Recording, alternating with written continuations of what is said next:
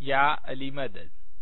Otherwise, Rai Abu Ali Missionary, wise number 410, recorded by Mehendi Momin. December 24, 1998, Wise in Karachi, Platinum Jamaat Khana.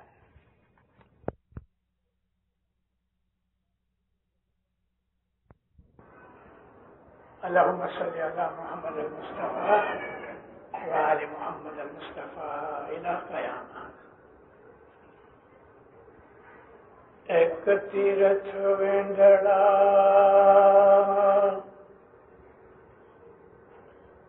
پیر شمس غازی سینجڑا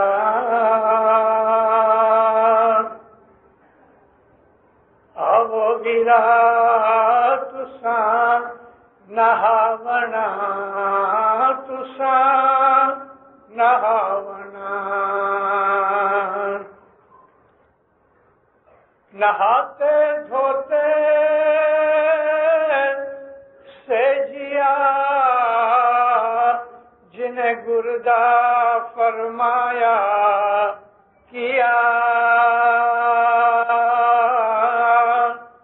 نہاتے دھوتے سے جیا جنہیں گردہ فرمایا کیا اور نہیں تساں نہاونا اے نہیں نہاونا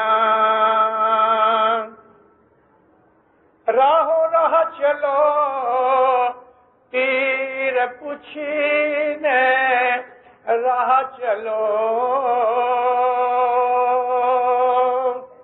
اے راہو راہ چلو تساں تیر پوچھینے راہ چلو اجڑ پگ نہیں پاونا اے نہیں پاونا. مولانا حاضر امام پہ صلوات پڑھو.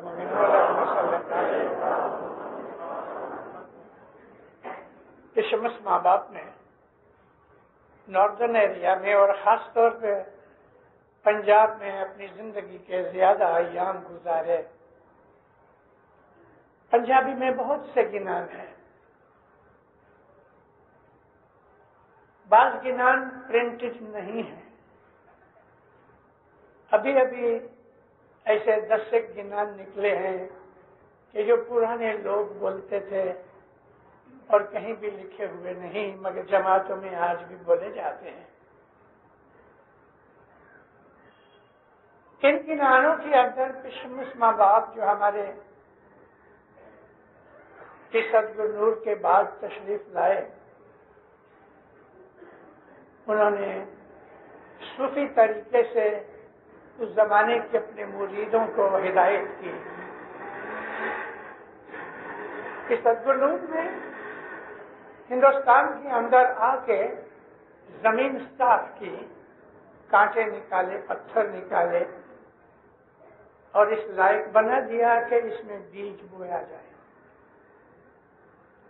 اس صدر نور کا زمانہ بہت تھوڑا رہا. 10 گنان ملتے ہیں لیکن اس صدر نور کے بہت سے گنان میں نے امام شاہیوں کے پاس سے سنے. امام شاہ پیر حسن کبیر دین کے بیٹے تھے اور پیر صدر نور کے زمانے سے بہت سے ایسے گنان کہ جو گجرات کے ایریا کے اندر پھرا کرتے تھے وہ ایسے بہت سے ہندو ادھیائے یعنی کہ باب کے حساب سے جو ہیں ان کے پاس اس صدر نور کے بہت سے گنان ہیں. میں 2 برس پہلے جب میں آیا تھا تو اس علاقے میں خصوصی طور پہ گھوما تھا. اس کی ریکارڈنگ بھی کی ہے, ویڈیو کیسٹس بھی لیے ہیں.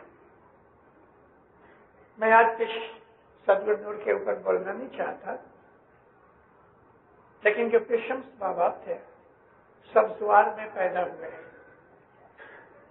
اور جب ہندوستان آئے تو ہندوستان میں آ کے انہوں نے آدھا مسلم آدھا ہندو طریقہ اختیار کیا. پھر شمس نے بہت سفر کیا. اتنا سفر اتنی مسافری کسی اور پیر نے نہیں کی.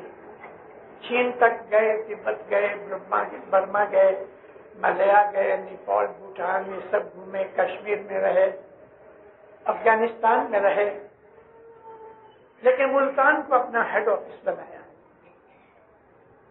اور ملتان کے اندر انہوں نے بہت اشاعت کی، نئے مرید بنائے. اور ان کے مریدوں نے جو گپتی رہے، یہ گپتیوں میں سے آج بھی کچھ گپتی موجود ہیں. میں آپ کے سامنے بیٹھا ہوں، میں اسی خاندان سے ہوں کہ جو ہندوستان سے مائگریٹ ہو کے پاکستان میں آئے، پاکستان سے مائگریٹ ہو کے کشمیر گئے، پھر واپس پنجاب آئے. پنجاب میں آج سے لگ بھگ 80 برس پہلے 1 لاکھ اسماعیلی تھے جو موسٹلی گپتی تھے. گپتی ان کو کہتے ہیں کہ ظاہر میں ہندو رہے لیکن اندر اسماعیلی مذہب کے اوپر مستقیم تھے، اور ایسے مستقیم تھے کہ جان چلی جائے مگر اپنا مذہب نہیں چھوڑتے تھے. گپتیوں کے اشارے کے لیے میں ان کے لیے کہ جو آپ کے اندر مذہب سیکھ رہے ہیں یا مذہب کے اندر دلچسپی لیتے ہیں، تو 1-2 اس قسم کے اشارے گنانوں میں بھی ہیں. جیسا کہ سبھاگا کے 2 گنان ہیں. لوہار تھا سبھاگا، اور پھر شمس کا مرید بھی تھا، دوست بھی تھا. میری باتوں کے اندر چند برسوں سے پہلے میں نے سبھاگا کی ساری اسٹوری سنائی تھی. میں آج ساری اسٹوری نہیں سناتا، لیکن اس کے اندر جو جسٹ مجھے کہنا ہے اس کا بیان کرتا ہوں کہ سبھاگا لوہار تھا، پھر شمس کا مرید تھا اور پھر شمس کا دوست بھی تھا. کچھ بھول ہو گئی کہ جس سے اس نے اپنی آنکھیں پھوڑ ڈالی. بھول یہ تھی کہ اس کی دکان کے اوپر کوئی خوبصورت عورت آئی، اس کی نظر بد ہو گئی، نیت خراب ہو گئی. اصل میں نظر بد نہیں ہوتی، نظر تو وہی ہے، نیت خراب ہوتی ہے. جب وہ چلی گئی تو اس کو خیال ہوا، جن آنکھوں سے میں اپنے مرشد کو دیکھتا ہوں ان آنکھوں سے میں نے گناہ کیا. کتنا پچھتایا کہ بچی کے اندر 2 سلاخیں نکال کے آنکھ میں ڈال کے اندھا ہو گیا. اور آنکھوں میں جب سلاخیں ڈالی تو درد کی وجہ سے بے ہوش ہو گئے. لوگ اکٹھے ہو گئے، اٹھا کے لے گئے، علاج معالجہ کیا گیا. چند دنوں کے بعد شمس ماں باپ آئے، اسٹوری سنی تو پھر شمس کے پاؤں پہ گر گیا. ایسا تو نے کیوں کیا؟ کہتا ہے مالک، جن آنکھوں سے میں نے تیرا دیدار کیا، گناہ کرنے کے بعد میں کیسا سامنا کر سکوں، میں تجھے کیسے دیکھ سکوں؟ بہتر ہے یہ آنکھیں چلی جائیں. اس نے خود ہی پچھتاوا کیا، اپنے گناہ کو قبول کیا اور خود ہی اپنے اوپر اس نے سزا اٹھا لی. تو پھر شمس ماں باپ بہت خوش ہوئے، فرمایا اے سبھاگا، خدا نے تجھے معاف کر دیا. اور اس کو تسکین دینے کے لیے اس کی چوکھٹ پہ بیٹھ کے، یعنی کہ دروازہ چھوٹی سی کوٹھڑی تھی، وہاں بیٹھ کے اس کے پلنگ کے پاس، چارپائی کے پاس یہ 2 گنان اس کو سنائے اور وہ روتا تھا. چند دنوں کے بعد گزر گیا لیکن گنان رہ گئے. وہ گپتی تھا. ایسا ہی ان کے پڑوس میں، شمس کے پڑوس میں ایک گپتی فیملی رہتی تھی. چھوٹی سی ایک لڑکی تھی، اس کا نام بھی شمس ماں باپ نے رکھا تھا. نام رکھا ایمنا. بڑی ہو گئی، اس کی شادی لاہور میں کسی ہندو گھرانے میں ہوئی، وہ گپتی نہیں تھے۔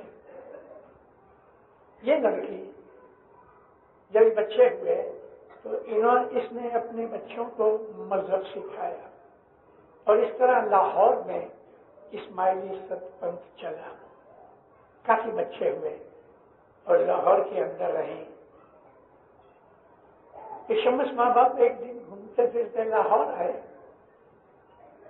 لاہور میں مالدار آدمی کی بہو تھی، اچھے بڑے ویپاری تھے، نگر سیٹھ تھے، مگر اپنے گھر کا کھانا پینا خود پکاتی بناتی تھی، نوکروں کے ہاتھ پہ نہیں چھوڑتی تھی۔ مکئی کے دانے لے کے بڑبونجے کی دکان پہ سیکنے کے لیے جا رہی تھی۔ یکایک اس کی نظر پڑی کہ سامنے سے یہ شمس آ رہے ہیں۔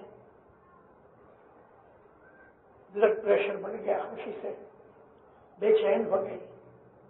کئی برسوں کے بعد مرشد کا دیدار ہوا، اور یہ مرشد باپ بھی تھا کہ چھوٹی عمر سے اس کی دعا شیش سے پل کے بڑی ہوئی۔ فوراً اس کو خیال آیا مجھے پاؤں تو لگنا ہے، چاہے کچھ بھی ہو جائے۔ جب کہ شمس ریج میں آ گئے، یعنی چند فٹ کے نزدیک آ گئے، تو اس نے ہاتھ مارا، گلے میں جو موتیوں کی مالا تھی ٹوٹ گئی، یہ قیمتی مالا ٹوٹ گئی۔ شمس اس کا اشارہ سمجھ گئے، ہاتھ لمبے کر کے سب کو کھڑا کر دیا، دیکھو دیکھو اس بائی کے یہ موتی ٹوٹ نہ جائے۔ اب اس نے سر کی وہ وزن نیچے رکھا، ٹوکری نیچے رکھی اور موتی اٹھانے لگی۔ وہ موتی جو کہ شمس کے پاؤں کے بالکل نزدیک پڑے ہوئے تھے، وہ اٹھاتے وقت اس نے سلام کر لیا، یعنی پاؤں پڑی، پاؤں کو ہاتھ بھی لگا دیا۔ شمس نے بھی اس کو غائبانہ دعا شیش دی۔ اب اس کے من میں یہ تھا کہ پیر ماں باپ میرے پیچھے پیچھے آ گئے، اور وہ من کی زبان سمجھتا ہے، وہ چاہتے بھولانے تو رہ گئے، وہیں سے یہ پلٹی اپنے گھر پہنچنے کے لیے۔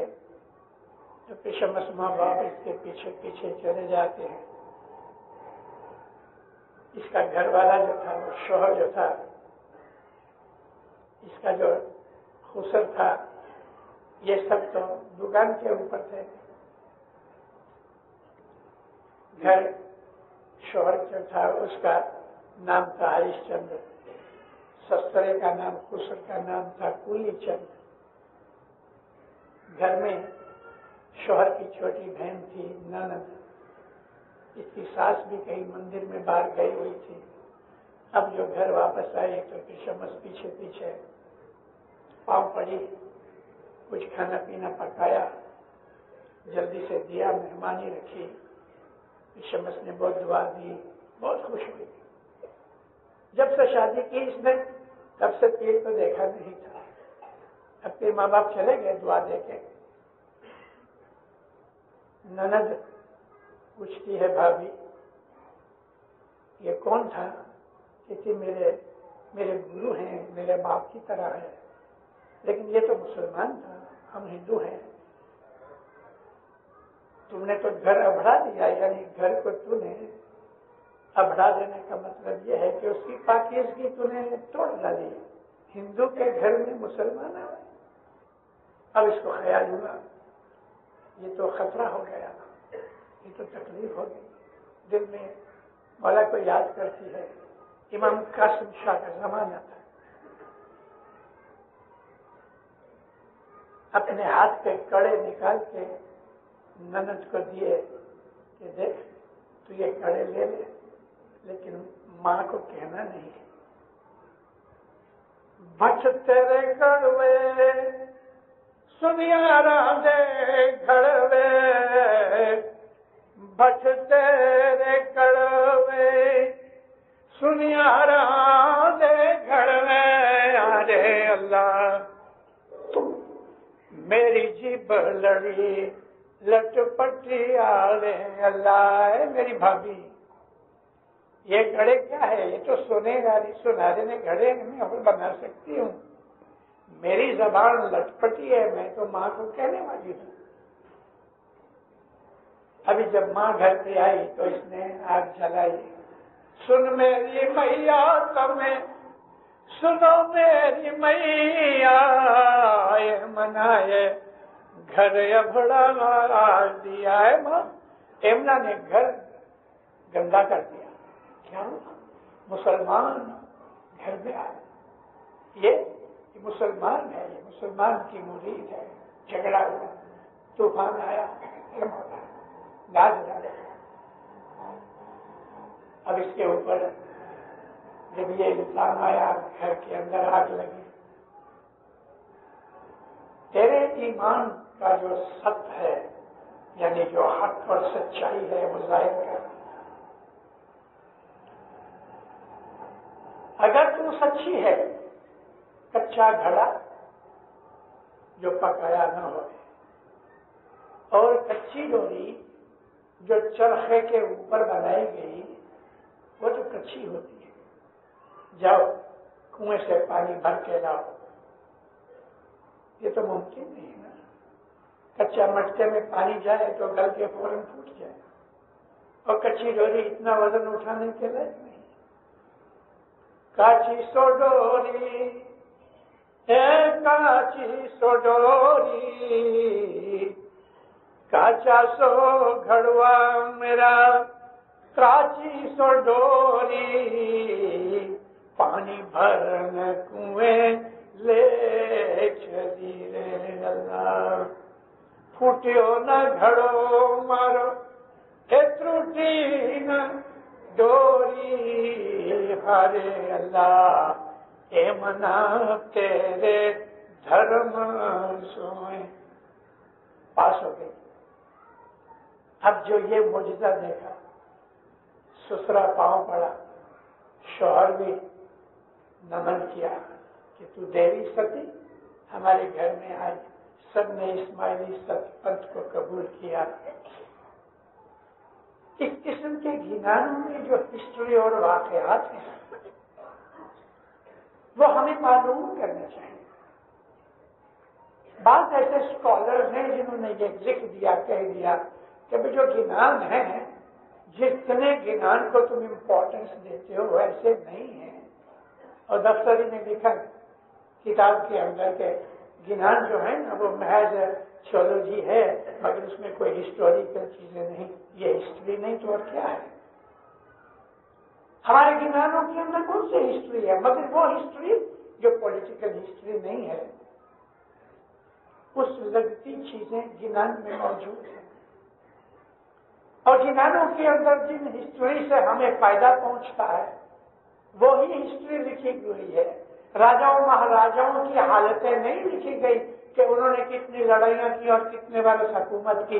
یہی حال ہمارے پاک قرآن شریف کا ہے۔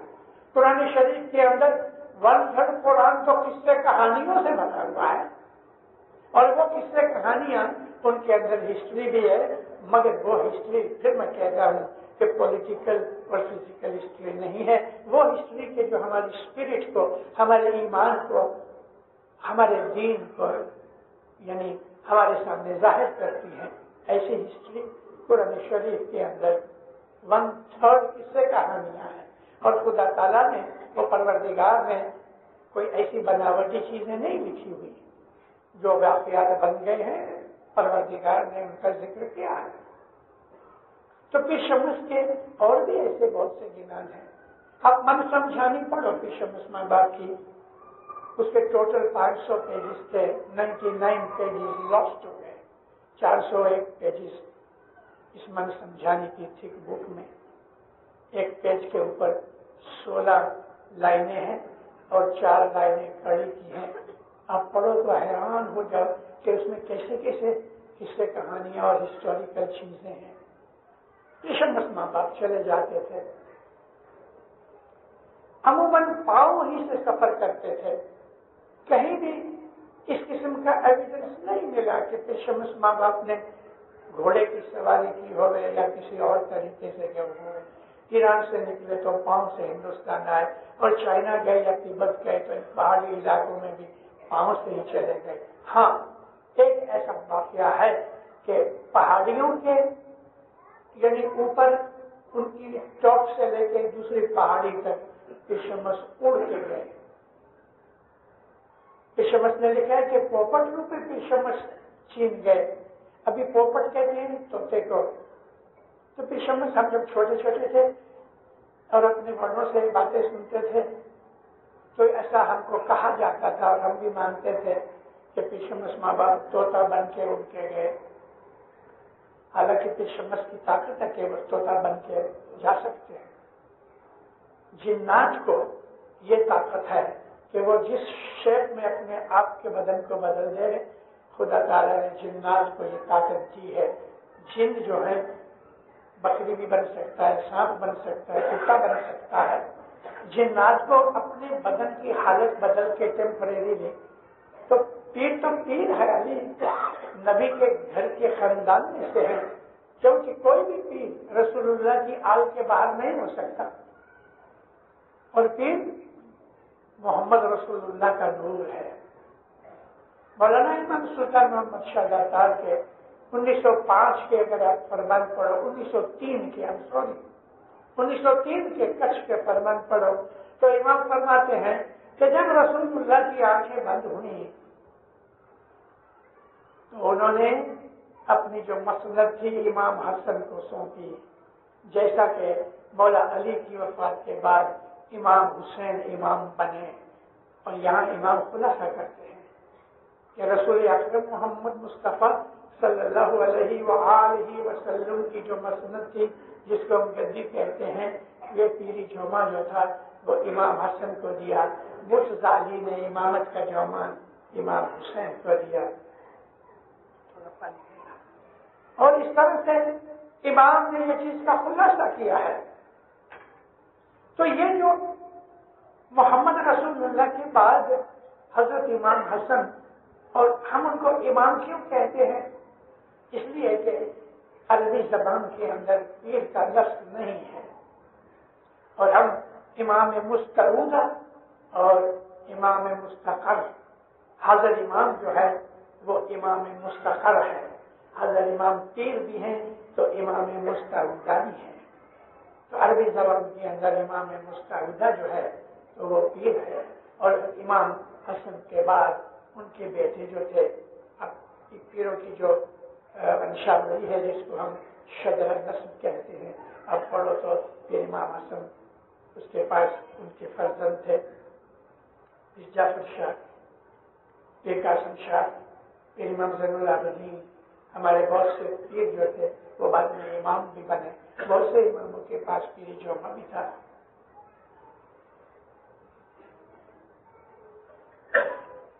حضرت امام پہ صلوات کرو۔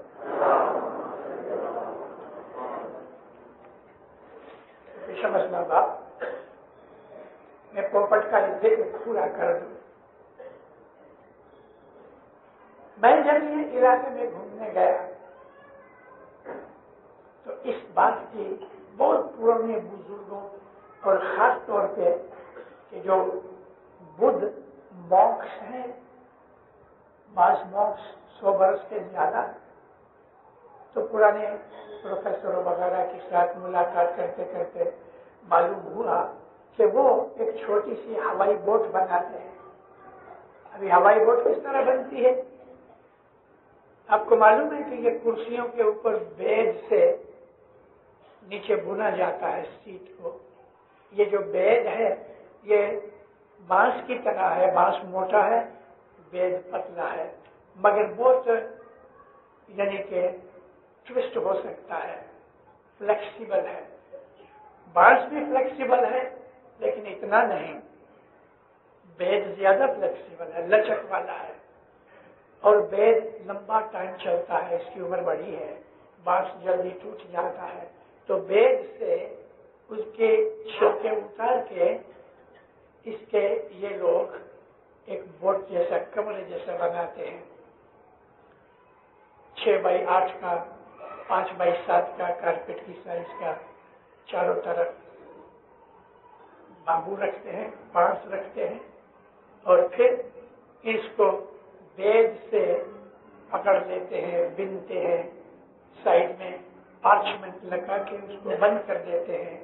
پارچمنٹ جو ہوتا ہے وہ بہت مضبوط ہوتا ہے۔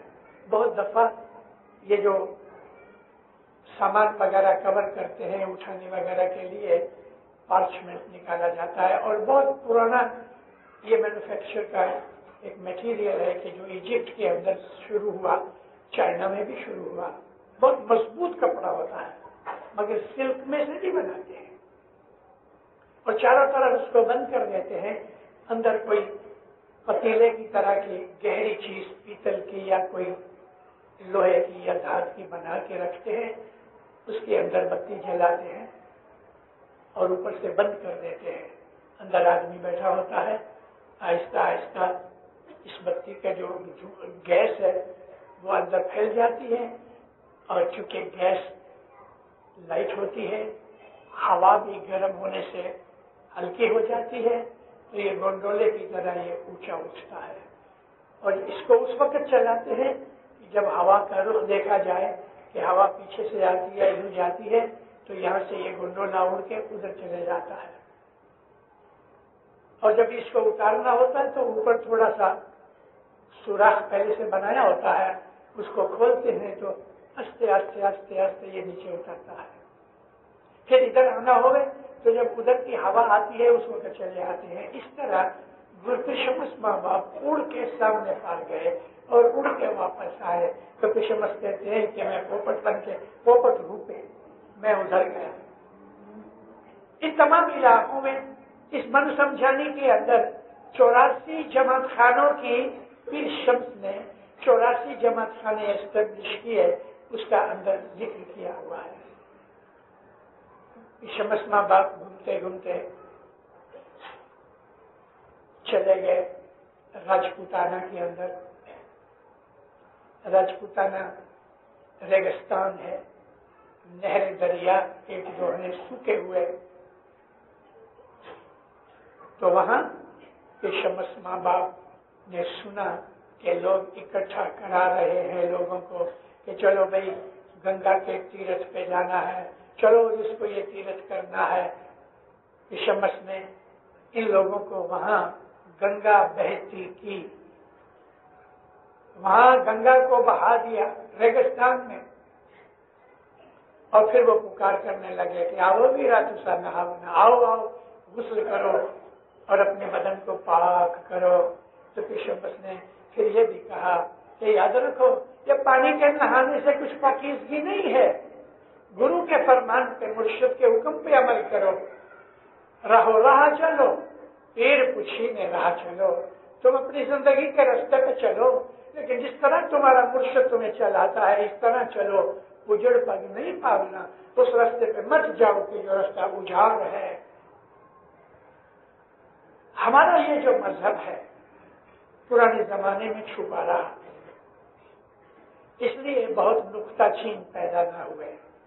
امام سلطان محمد شاہ داتار کے زمانے میں اسماعیلی مذہب اوپن ہونا شروع ہوا۔ ہمارے ہاں ریکریشن کلب تھی کہ جو مشنریوں کی سنستھا تھی، یعنی انسٹیٹیوٹ تھی، اس میں سکھایا بھی جاتا تھا۔ میرے مولا کا کرم ہے کہ آج بھی میں جیتا ہوں، میں ریکریشن کلب کا لاسٹ مشنری ہوں ابھی، اس کے بعد ایسوسیشن بن گئی، پھر طریقہ بورڈ ہو گیا۔ اس زمانے کے اندر جو مشنریز تھے، ایک زمانے میں 68 مشنریز تھے، کسی کالج میں جا کے پڑھے نہیں تھے۔ اس وقت میں اکیلا تھا کہ جو کالج میں پڑھا ہوا تھا، اور وہ لوگ بھی مجھے پیار کرتے تھے۔ مگر یاد کرتا ہوں تو ان بزرگوں کو جو علم تھا، اس علم کا میرے پاس 1% بھی نہیں۔ یہ لوگ کالج میں نہیں گئے تھے، یونیورسٹیوں میں نہیں گئے تھے، مگر آج جو کچھ بھی میں جانتا ہوں ان لوگوں کی میرے اوپر مہربانیاں رہی، میں نے سب کے پاس ملتا رہا، مگر ان کا علم دیکھ کے میں آج ان سب کو سلام کرتا ہوں۔ پیروں کے جو باتیں تھی، پیروں کے جو گنان تھے، ان میں چھپے ہوئے جو راز تھے، یہ گریٹ مشنریز بتایا کرتے تھے۔ ان کی زندگیاں سفر میں نکلتی تھی. میں خود الحمدللہ میرے مولا کا کرم ہے کہ پاؤں سے بھی سفر کیا ہے, گھوڑے کی پیٹھ پہ بھی کیا ہے, اونٹ کی پیٹھ کے اوپر بھی کیا ہے, بیل گاڑی میں کیا ہے. ایک چھوٹی سی ندی تھی مگر بڑی تیز تھی, تو میرے لیے بھینس لے آئے, تو بھینس کے اوپر بچھا کے مجھے ندی پار کرائی گئی. مگر میرے جو یہ بزرگ مشنریز تھے, انہوں نے بڑے بڑے دکھ اٹھائے سفر کرنے میں. امام کی ڈیوٹی دینے کے لیے ان لوگوں نے بڑے بڑے دکھ اٹھائے. حالانکہ جماعتوں نے ان کا بہت عزت مان اور خیال کیا, مگر پھر بھی ان بزرگوں نے 60 سال 70 اور 80 برس کی عمر کے اندر بھی انہوں نے مستحضریہ کی اور مولا کے گھر کی خدمت کی اور مذہب کا پھیلاؤ کیا. امام کا حکم تھا کہ یہ لوگ ہر 5 مہینے کے بعد 1 مہینے کی چھٹی منائیں اور اپنی فیملی کے ساتھ رہے. اور اس زمانے کے اندر یہ مشنری جب بھی گھر آتے تھے تو آدھے تو مرے ہوئے ہوتے تھے. ان لوگوں کی محنت کی وجہ سے گھر آتے رہتے تھے, ہر روز ریکریشن کلب میں آتے تھے. یہاں پھر گفتگو ہوتی تھی, مذہبی باتیں ہوتی تھی, روحانی باتیں ہوتی تھی, اپنے ایکسپیرینس کہے جاتے تھے.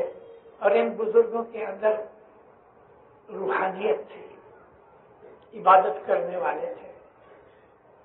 پھر جو 1 مہینہ رہتے تھے تو پڑھا کرتے تھے, مل کے بیٹھ کے ڈیبیٹ کرتے تھے, بحث کیا کرتے تھے. ان لوگوں نے ایسی بہت سی چیزیں جو مذہب کے اندر جو تھیں وہ سکھائیں.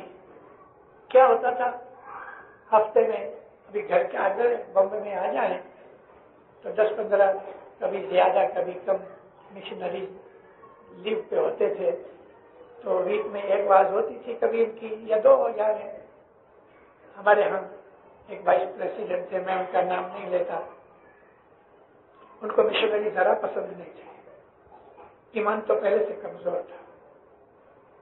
تو ایک دفعہ مشنریوں کی مہمانی تھی, بزرگ بیٹھے تھے, تو یہ بھائی صاحب ہمارے وائس پریسیڈنٹ تھے. گلو تمہیں کچھ کہنا ہے؟ خدا بند یہ مشنری لوگ مفت کی کھچڑی کھاتی ہے. اچھا, سب ہنسنے لگے. کیا کھچڑی کھاتے ہیں؟ کہ خدا بند آدھا گھنٹہ واز کرتے ہیں ویک میں اور باقی گھومتے ہیں, مزے کرتے ہیں, مگر وہ 5 مہینے دکھ اٹھائے اس کا اس نے کوئی ذکر نہیں کیا. مولانا سلطان محمد شاہ فرمایا, گلو کسی کو میں یہ کھیسے سے دیتا ہوں روزی, کسی کو میں یہ کھیسے سے دیتا ہوں. مشنری میری آنکھیں ہیں. جس طرح بدن میں پاؤں میں بھی اگر درد ہو تو آنکھیں روتی ہیں, جماعت میرا بدن ہے. سلطان شاہ کے فرمان میں جماعت میرا بدن ہے. بدن میں یعنی جماعت میں کہیں بھی کوئی نقصان تکلیف ہوتی ہے تو میرے مشنری دکھی ہوتے ہیں. گلو سب جیسا ہاتھ مٹھی بند کر کے فرمایا, دیکھو گلو ہمارا مذہب جو تھا وہ چھپا ہوا تھا, مٹھی بند تھی. مشنریوں نے میرا مذہب کو اوپن کیا, ظاہر کیا, روشن کیا. یہ بات مجھے کہنے کی ضرورت یہ پڑی کہ آج سے 100 برس پہلے اسماعیلی مذہب حقیقت میں ایسا چھپا ہوا تھا, لیکن آج ساری دنیا میں ظاہر ہو گیا. اگرچہ بعض دفعہ ہمارے اوپر اٹیک ہوئے ہیں, مگر پھر بھی مشنریوں نے اس کا سامنا کیا ہے.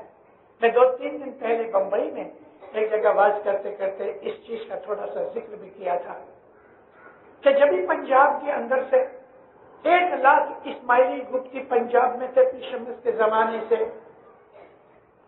اور حضرت امام کو ہر زمانے کے اندر مانتے چلے آئے. امام قاسم شاہ سے لے کے مولانا سلطان محمد شاہ تارک اور ابھی مولانا حاضر امام کو مانتے ہیں. لیکن 1914 میں مولانا سلطان محمد شاہ نے جنوری کی 20 تاریخ کو 8 آدمی پنجاب میں سے بلائے اور حکم کیا کہ رات کو 12 بجے آنا. رات کو 12 بجے ان 8 گفتیوں کو امام نے بلایا, بہت سی باتیں کی. तो आशीष दी कि तुम क्रिसमस के ज़माने से मेरे मुरीद हो, मुझे इधर हो, यानी मैं तुम्हें प्यार करता हूँ। अभी वक्त आया है कि तुम जाहिर हो जाओ, खुले हो जाओ, यानी मुसलमान जाहिर में बन जाओ। और देखो पंजाब में सुन्नियों का जोर है, तो तुम जब बच्चा पैदा होवे तो सुन्नी को बुला के उसका अजान दिलाओ, खतना कराओ, तो सुन्नी मुल्ला को बुला के खतना कराओ, निकाह होवे तो सुन्नी मुल्ला को बुला के निकाह कराओ, गुजर जावे तो सुन्नी मुल्ला को बुला के मैयत की तमाम जितने भी उसूल हैं उनके ऊपर अमल करो। इस तरह इमाम ने बहुत सी इंस्ट्रक्शन दी। रात के 2 बज गए, वाला फरमाया अच्छा अभी तुम जाओ, मगर पूना स्टेशन के सामने वहां ईरानी की रेस्टोरेंट है, 24 घंटे खुली रहती है, वहां तुम सब 8 जने जाओ और गाय का गोश्त खाओ। उनमें 8 में एक मेरे अब्बा थे। मेरे अब्बा कहते हैं जब भी मौला ने कहा कि गाय का गोश्त खाओ तो हमारे बदन में झुरझुरी होने लगी, क्योंकि हम तो जाहिर में गाय की इज्जत करते थे, पूछते नहीं थे, ब्राह्मणों की तरह इज्जत करते थे। अब गाय का गोश्त खाने के लिए लेकिन सबने खाया, हुक्म पीर पूछी ने राह चलो, सबने गाय का गोश्त खाया। एक दिन में 40,000 इस्माइलियों ने अपने आप को जाहिर किया पंजाब में, और इसकी इशारा मेमोर्स ऑफ आगा खान के अंदर इमाम ने किया है कि पंजाब में मेरे एक इशारे से 40,000 आदमी एक दिन मुसलमान हुए। हम लोग जाहिर हो गए, लेकिन 40,000 लाख में से करीबन लाख 40% जाहिर हुए, 60% हिंदू रह गए, वो जाहिर न हुए। और आस्ते आस्ते भी बहुत घट गए हैं, क्योंकि ये 1914 और देखो 85 बरस की बात है ये। अभी भी पंजाब में कुछ डूबती हैं, दिल्ली के इर्द भी हैं, लेकिन अभी थोड़े हो गए। मैंने ये गिनान बोल के जो समझाना चाहा था वो ये था कि इस्माइली तरीका जो है आज भी बहुत सी जगहों के ऊपर इस्माइली तरीका छुपा हुआ है। मेरे मौला का फजल है कि बहुत सी चीजें मुझे पर्सनली मालूम है। अगर मैं आपको ये कहूँ कि फ्रांस के अंदर गुप्ती है फ्रेंच वाइट मैन, तो आपको ताजुब होगा। फ्रांस में गुप्ती है, यूरोप में बहुत सी जगहों के ऊपर यूरोपियन गुप्ती है, अफ्रीका के अंदर गुप्ती है। ये महज इसको मालूम है कि मेरे बच्चे कहाँ कहाँ हैं। और पीरों ने भी हमको उस जमाने से ये जो गुप्ती लोग हैं वो अलग अलग जगहों के ऊपर रहे, जमाने की रौ देख के, सियासी हालात देख के, सोशल हालात देख के, खानदानी हालात देख के लोगों ने अपने मजहब को छुपा रखा। चारे चारे जुग मान जीवड़ा कमारा के थाने वसंता जी। चारे युग में हर जमाने में इमाम की जोत नूर को मानने वाले जाहिर भी रहे, छुपे हुए भी रहे। अल्लाह मेरे आज भी जाहिर भी हैं, छुपे हुए भी हैं। कई लोग इस बात के ऊपर नुक्ताचीनी करते हैं, अरे आम आदमी करे तो ठीक, लेकिन जब हमारे पढ़े लिखे, हमारे जब स्कॉलर्स ये इशारा करते हैं कि मौलाना सुल्तान अहमद शाह ने फरमाया 20 मिलियन मेरे मुरीद मुझे मानते हैं और मेरी रगों में रसूलुल्लाह का दौड़ता हुआ खून मानते हैं, खजरा मुँह चढ़ाते हैं। आज तो इससे भी ज्यादा है। हमारी बस्ती कोई कहते हैं 10 मिलियन है, कोई कहते हैं 15 मिलियन है, कोई कहते हैं 20 मिलियन है, कोई कहते हैं 25 मिलियन है। इमाम ने 1934 में 20 मिलियन की फिगर दी, तो क्या हमारी बस्ती घट गई कि बढ़ गई? मैं कहता हूं बढ़ गई। ظاہر میں کدا شاید آپ کو معلوم نہ ہوئے، لیکن چھپے ہوئے ایسے بہت سے ہیں۔ زنزبار میں دھنی سلام میں آئے مولانا حاضر امام 1960 کا ذکر کرتا ہوں۔ مولا زنزبار کے مولا اترے، اوپر چلے گئے۔ جن مولا اوپر آئے بارش ہونے لگی، سخت بارش ہونے لگی۔ مولا مجھ کو بلا کے میرے کان میں کہتے ہیں کہ مشنری میرا پرسنل کیمرہ نیچے گاڑی میں پڑا ہے تو تم لے آئے۔ اب سنو، کیمرہ نیچے پڑا ہے، نیچے والنٹیئرز کھڑے ہیں، پولیس کھڑی ہے، گاڑی بند ہے، گاڑی کا ڈرائیور ہے، تو تیرے کیمرے کو کون لے جائے گا؟ مگر بات کیمرے کی نہیں تھی، بات یہ تھی کہ مجھے کچھ دکھانا تھا۔ میں نیچے اترا، میں نے گاڑی سامنے کھڑی تھی لیکن تھوڑا چلنا چاہیے، تو میں نے چھتری مانگی۔ چھتری اس لیے کہ کیمرے پہ چھینٹے نہ پڑے، پولرائڈ کیمرہ تھا۔ میں نے چھتری لی، نیچے اترا، دروازہ کھول کے کیمرہ لیا، میں نے اپنے کوٹ کے اندر چھپا کے، اب جو میں آیا تو گاڑی کے اس طرف کچھ 50 آدمی کھڑے تھے۔ اس میں کچھ افریقن بھی تھے، لیکن زیادہ میں نے گنے نہیں، لیکن اندازہ کرتا ہوں کہ 25-30 آدمی، عورتیں، مرد، تھوڑے بچے بھی تھے۔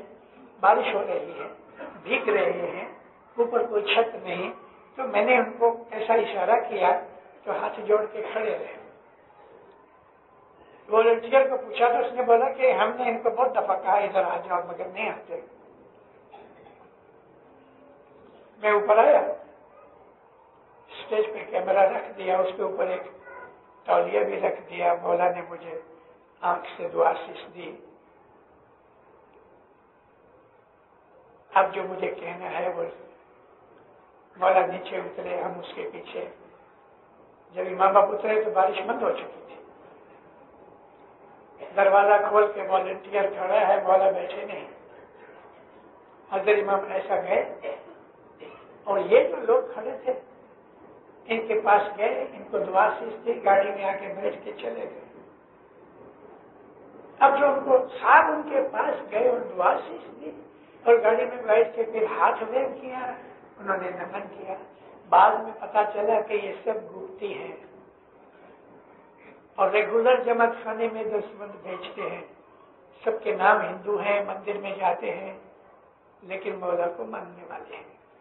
آج بھی دنیا میں لاکھوں گپتی ہیں۔ گپتی کو جب ہم گپتی کا نام سنتے ہیں تو ہم کو ہندو نظر آتے ہیں، کیونکہ ہندوؤں میں گپتی بہت ہے، اور پیشمت کے زمانے سے ہم لوگ گپتی چلے آئے، اس میں کوئی شک نہیں۔ لیکن دینداروں، آج گپتی کا مطلب یہ نہیں کہ ہندو ہی گپتی ہے، ہندوستان میں آج بھی بہت گپتی ہے۔ میں ان کی فگر بھی دینا نہیں چاہتا، میں ظاہر بھی کرنا نہیں چاہتا، کیونکہ وہ گپتی ہیں۔ افریقہ میں گپتی ہے، یورپ میں گپتی ہے، کہاں کہاں گپتی ہے۔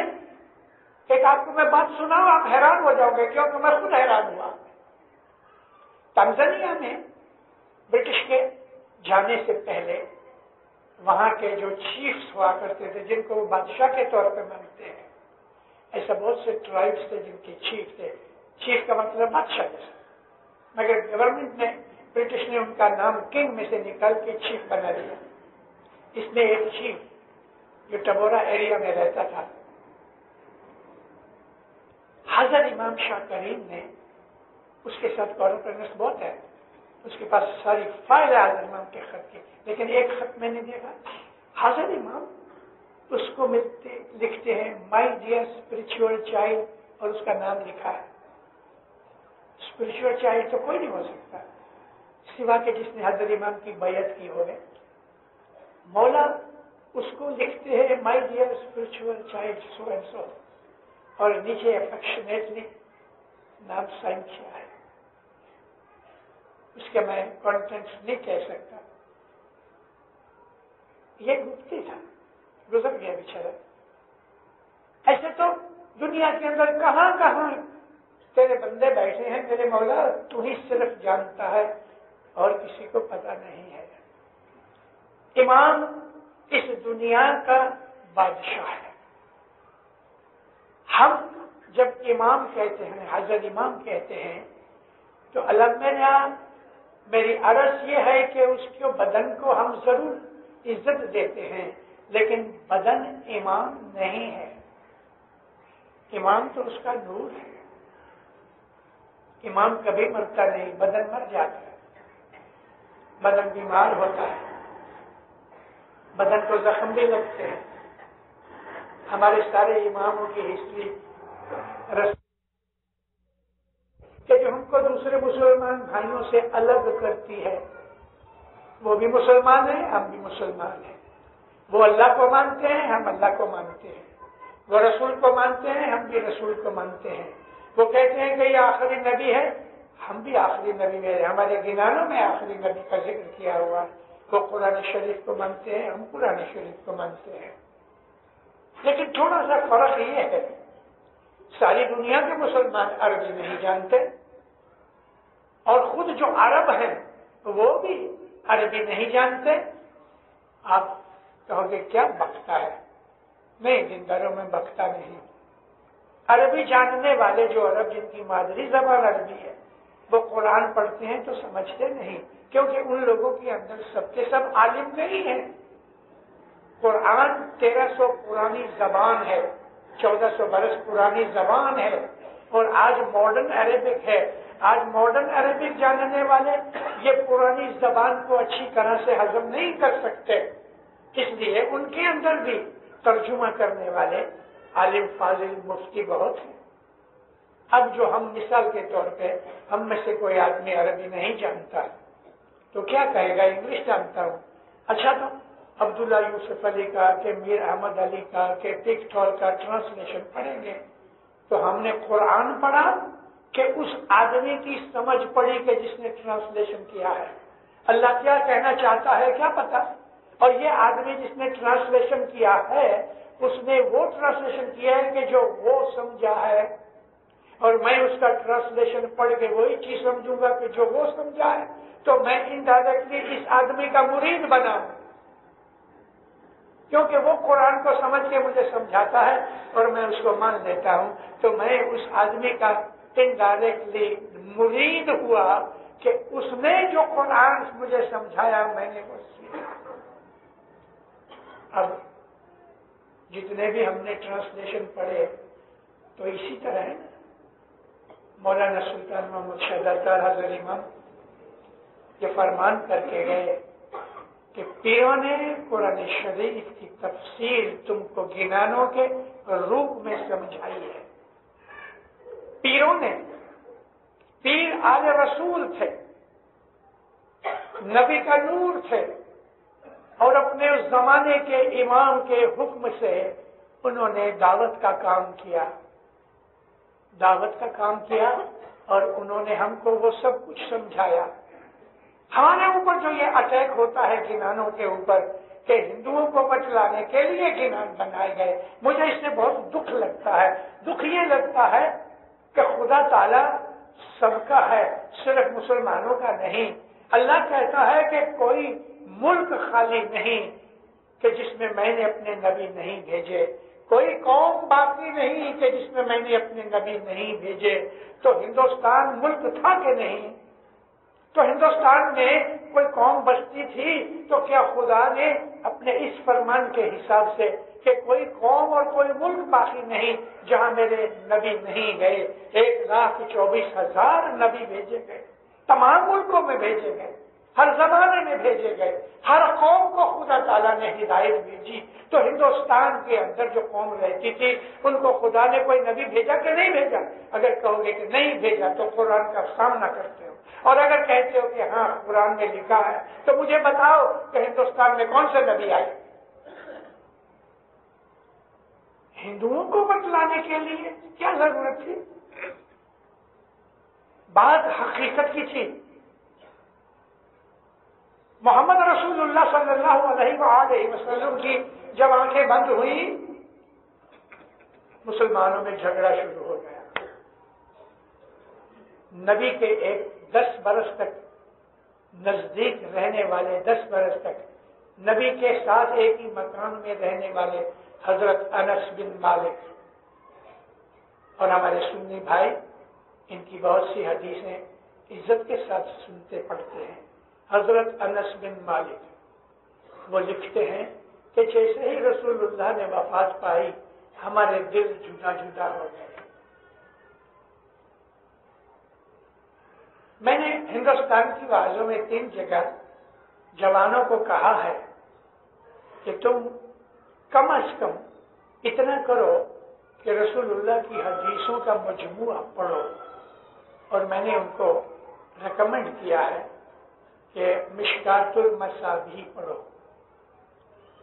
مشکات عربی میں بھی ہے، فارسی میں ہے، اردو میں ہے، انگلش میں ہے، گجراتی میں ہے، جو زبان اچھی طرح پڑھ سکتے ہو۔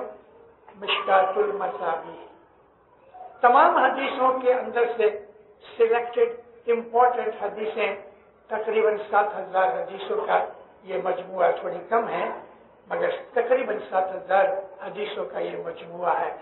اس میں انس بن مالک رپورٹ کرتے ہیں کہ جیسے ہی رسول پاک نے وفات پائی، ہمارے دل جدا جدا ہو گئے۔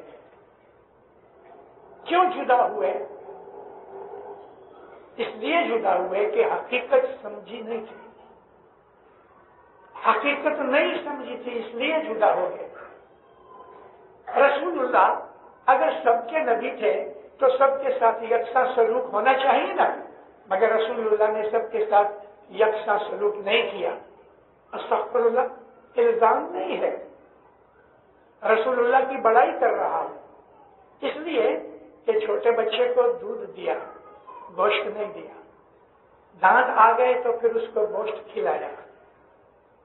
اس طرح سے رسول پاک نے عام لوگوں کو جو کہنا تھا وہ کہا، لیکن کچھ ایسے لوگ تھے حضرت، وہ غفاری جیسے ابو ذر غفاری، علی نبی کے عاشق تھے، گھر بار چھوڑ کے نبی کی خدمت میں آ گئے۔ ایک دن نبی پاک بیٹھے تھے، ملنے والے سب چلے گئے تو حضرت ابو ذر غفاری نزدیک آئے، سلام کیا، نبی بھی اس کو دیکھ کے مسکرائے۔ نبی اس کو بہت پیار کرتے تھے اور علی بھی پیار کرتے تھے، اور وہ بھی علی نبی کا عاشق تھا۔ جب یہ سب چلے گئے تو کہتے یا نبی، یہ نماز کے علاوہ بھی کچھ ہے؟ نماز کے علاوہ بھی کچھ ہے؟ نبی مسکرا کے کہنے لگے ہاں۔ تو یا نبی مجھے بتاؤ نا۔ تو نبی نے اس کو کچھ بتایا، اے مومنو، میرے پاس 40 آدمیوں کے نام ہیں، 40 اصحاب کے، جس کے اندر یہ ابو ذر غفاری بھی شامل ہیں، حضرت فارسی موجود ہیں، سلیمان فارسی، کہ ان 40 آدمیوں کا ایک ایسی گروپ یا مجلس یا جماعت کہہ دو تھی کہ جس کے اندر دروازے بند کر کے نبی ان کے اندر بیٹھ کے عشق و محبت کی، طریقت اور معرفت کی باتیں کیا کرتے تھے۔ ان میں سے بہت سی چیزیں ہمارے جلال الدین رومی نے اپنی مثنوی میں ذکر کیے ہیں، بہت سی چیزوں کا پتہ نہیں لگا۔ آپ میں سے وہ لوگ جو پڑھے لکھے ہیں ان کو یہ معلوم ہوگا کہ حدیثوں کے مجموعے میں ایک ایسا بھی مجموعہ ہے کہ جن کے لیے ہم اس کو قرآن کا درجہ دیتے ہیں۔ وہ حدیثیں عام حدیثوں سے الگ ہیں کہ جن کو قرآن کا درجہ دیا جاتا ہے۔ احادیث قدسیہ کہ جن کے اندر خدا تعالی نبی کو بات کرتا ہے اور نبی کہتے ہیں مجھے خدا نے یہ کہا، مگر یہ کہا قرآن میں نہیں ہے۔ تو یہ کہا خدا نے رسول کو فرمان کیا، اور قرآن جو ہے وہ بھی فرمان ہے اس کا۔ تو یہ احادیث قدسیات قرآن میں شامل نہیں۔ ان احادیث قدسیہ کے اندر حکمت ہے، نور ہے. تو یہ چیزیں نبی بعض ایسے لوگوں کو کہ جو ہائر لوگ تھے ان کو سکھایا کرتے تھے، عبادت کے طریقے بھی سکھاتے تھے، دھیان کس طرح لگانا یہ بھی سکھاتے تھے. یہ جو لوگ تھے یہ اسماعیلی فاؤنڈیشن تھی، اسماعیلی طریقت کی فاؤنڈیشن تھی. نبی جب گزر گئے تو یہ سب کے سب علی کے ساتھ تھے، بنی ہاشم کے ساتھ تھے. حضرت ابوبکر اور حضرت عمر اور خلافت کے ساتھ نہیں گئے.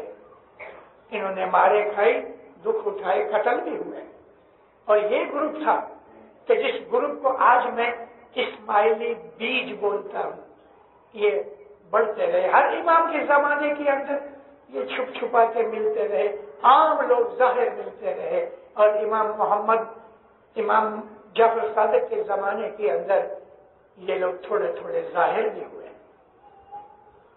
صوفیزم کو چلانے والے، ایکچولی پیدا کرنے والے مولا مرتضی علی تھے، لیکن صوفیزم کو صوفیزم کے طور پہ چلانے والے حضرت جعفر صادق تھے. اور بڑے بڑے صوفی جو تھے وہ امام جعفر صادق کے شاگرد تھے، سفیان تھوری جیسے.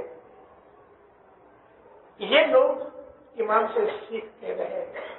ہمارا جو یہ طریقہ، یہ فرقہ ہے، ہر زمانے میں رہا. بعض دفعہ چھپ چھپ کے رہا، بعض دفعہ ظاہر رہا.